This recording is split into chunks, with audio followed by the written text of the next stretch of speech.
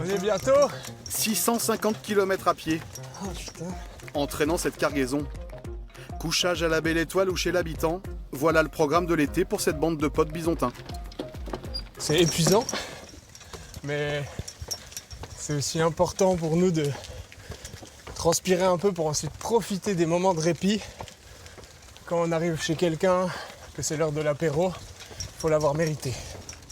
Les Bébous, comme on les appelle, sont partis de Besançon le 14 juillet. L'idée de leur périple, sillonner la région à la façon des rouliers du Grand Vaud, ancêtres jurassiens des routiers d'aujourd'hui. Il y a quelques centaines d'années, ils partaient quand l'hiver se faisait pour aller vendre des marchandises, soit dans la région, soit souvent plus loin, en France et même jusqu'à Constantinople. Et on s'est dit que ce serait rigolo de faire un peu les colporteurs de la région. Mais nous, on ne sait pas s'occuper de chevaux.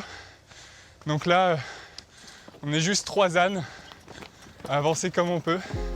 Et les ânes ont déjà parcouru 540 km, souvent sous un soleil de plomb.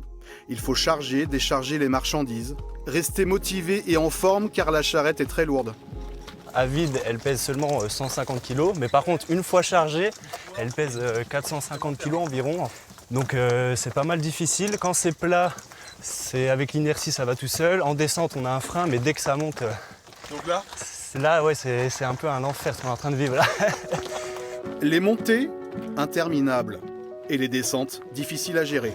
Tu dis, Nilsa, si on rajoute du frein? Mais la rencontre avec les habitants, producteurs locaux ou artisans vaut bien tous ces efforts.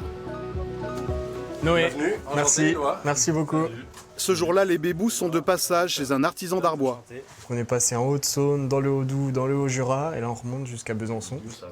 Pendant 2 heures, ils découvriront un métier, celui de tourneur sur bois. on passe du temps avec eux et on leur achète des produits pour les revendre ailleurs, en fait faire voyager leurs marchandises. Nous, on les revend sans marge, on ne se fait pas d'argent à partir de ça. Une démarche qui séduit les artisans, mais pas seulement. Cette idée aussi d'échange, de colporter l'artisanat d'un endroit à l'autre, j'ai trouvé aussi sympa. Fin de la parenthèse artisanale. Il est l'heure de reprendre la route car il y a encore quelques kilomètres à parcourir. Encore 120 bornes, on se voit à l'arrivée. Rendez-vous à Besançon, samedi 30 août.